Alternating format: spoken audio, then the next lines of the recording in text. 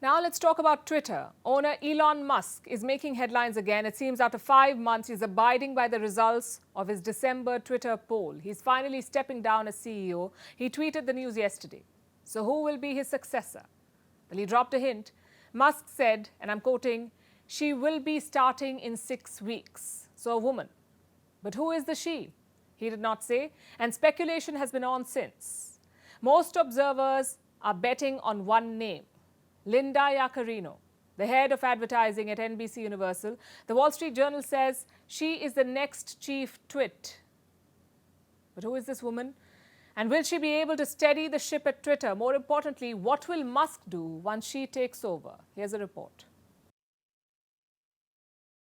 It's finally happening. Elon Musk is stepping down as Twitter CEO. He's passing on the mantle of chief twit. He made the announcement in this Twitter post yesterday. He says she will be starting in 6 weeks. But who is his chosen successor? Who will the Twitter crown pass on to? Apparently, this person. Her name is Linda Yaccarino.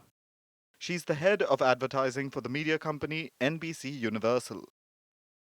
That's the media house that owns Universal Studios, DreamWorks, and MSNBC, among a host of other things. Yaccarino has been working with NBC Universal since 2011, mostly in advertising and partnerships. She's been credited with monetizing NBC's vast network of properties. Basically, she's a top advertising executive, so it makes sense that she might become Twitter CEO. Because the platform could really use her expertise. Twitter has been hemorrhaging advertisers since Musk bought it last year. A lot of the platform's old clients weren't happy with Musk's devil-may-care approach, especially his offers of amnesty to people that had been banned, like Kanye West. The rapper, who now goes by the name Ye, was allowed back on Twitter last November, and he promptly went on to post anti-Semitic comments. He was booted again soon after, but the damage was done, which has mostly been Musk's approach to the platform, regarding hate speech at least. He lets the bigots back and then watches them get kicked off again, but not before they end up spreading vitriol. And that's what advertisers had a problem with. No one wants their ads to feature right after a hate tweet. Top advertisers like Coca-Cola, Unilever, Jeep, and Wells Fargo had pulled their ads by January. Ad revenue was down by over 60%. Musk was scrambling for other sources of income. He tried to push Twitter Blue, the paid subscription option on the app. It was launched, relaunched, and relaunched again globally. But reports say it hasn't made much of an impact. So maybe that's why Musk is looking at Linda Yaccarino to succeed him. She understands the ad business, and she spent years working with advertisers. Maybe she can get them to overlook Musk's chaotic antics, and perhaps restart Twitter's tried and tested revenue stream. But what will Musk do 6 weeks from now when his successor arrives?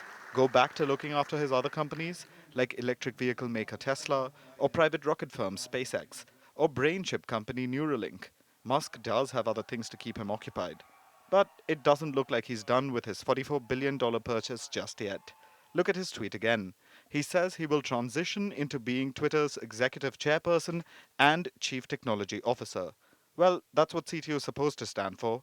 You'd never really know with Musk, though.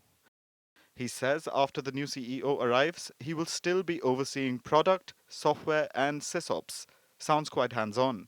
What happens if there's a power struggle? Will the CEO be able to fire the billionaire? We'll probably find out sooner rather than later. Twitter has had 5 CEOs in 17 years. Will the 6th one be able to rescue the social media giant and survive Musk?